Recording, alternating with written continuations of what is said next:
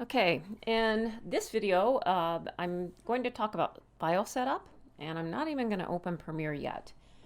And I could argue that this might be the most important video you watch because if you don't have your file set up correct, what's going to happen is you're going to move things and you're going to break links, and then you're going to get this ugly little error sign saying your media is offline. And every semester, although I try to really emphasize this, some students don't do it and they end up spending a lot more time on their projects, so please pay attention.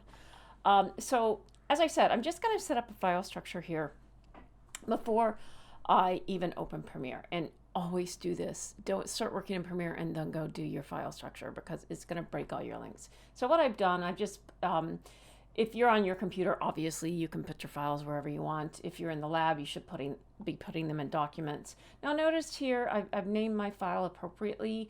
Just be aware that in some other videos that are older, I may be naming files a little differently, but this is our required structure as of spring 21. And you'll find this structure in the syllabus. As for me, I had to actually type it into a document so I could refer to it because it's just not second nature to me yet. So this is my file that I've made.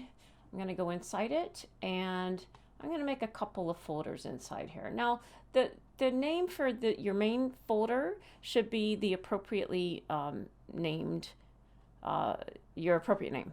This files or the folders inside of it can be, you can name them whatever you want. All right. But I'm going to start, I think it's a good practice to make a media folder. And what's going to live in here is anything you put in your movie. Now, you'll have to put them in here first. Premiere isn't going to put them in there for you. There are some other programs who nicely do that. Not Premiere. You've got to put it in here, and then you bring it into Premiere, and it will be linked. Again, not to make this a longer video, but I fight every semester with students wanting to put things all over their desktop and work in a way they think is very quick. But when it comes to moving that somewhere else or exporting it, they run into a whole lot of trouble.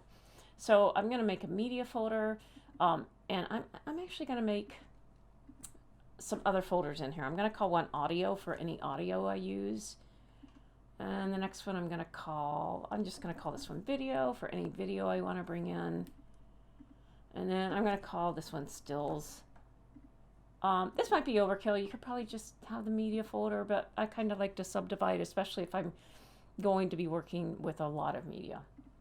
Okay, and inside here I'm going to make one other folder, and this is going to be called exports. And when we export your movies, we're going to put all the exports in here so that you know where everything is. So now if I drop this down, here's my folder structure.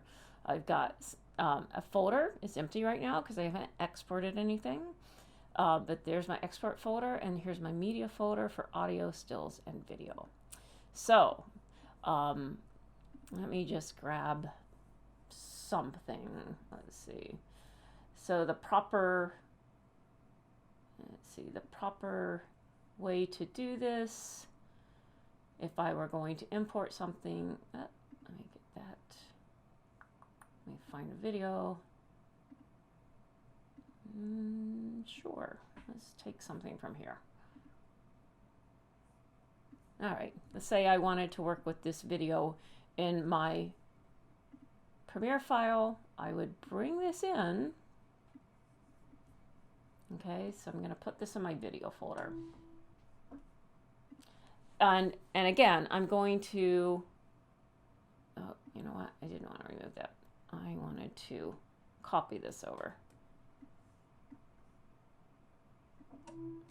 Yeah. All right. That's an important mistake because I don't really want to delete it out of my main folder.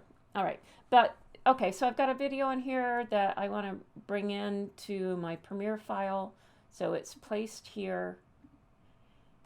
And then when I set up my Premiere file in the next video, then I can simply import this media and I don't have to worry about breaking my link. Okay.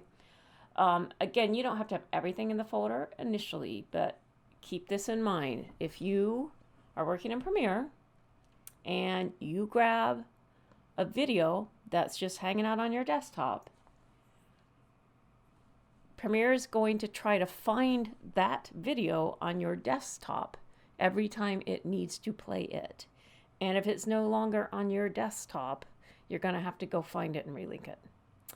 Okay, so that's an introduction to Premiere without actually opening up Premiere.